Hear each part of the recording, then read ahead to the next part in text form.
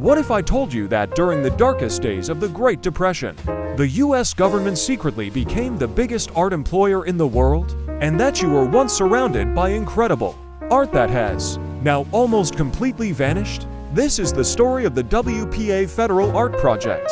Between 1935 and 1943, the government needed to get people back to work. So, they hired everyone from laborers to artists. They paid them about $24 a week to create posters for the American public.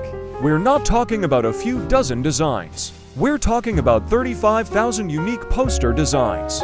And they printed over 2 million copies.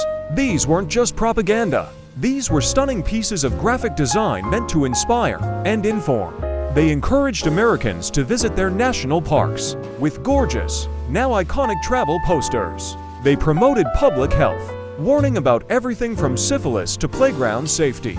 They announced plays, concerts, and art exhibits, bringing culture to the masses. For a brief time, America's public spaces were one giant, free art gallery. So, where did it all go?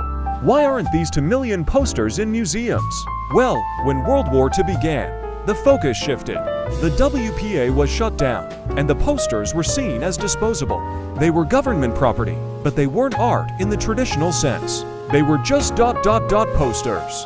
Thousands were simply thrown away, sold for scrap paper, or left to rot in government warehouses. There was no plan to preserve them.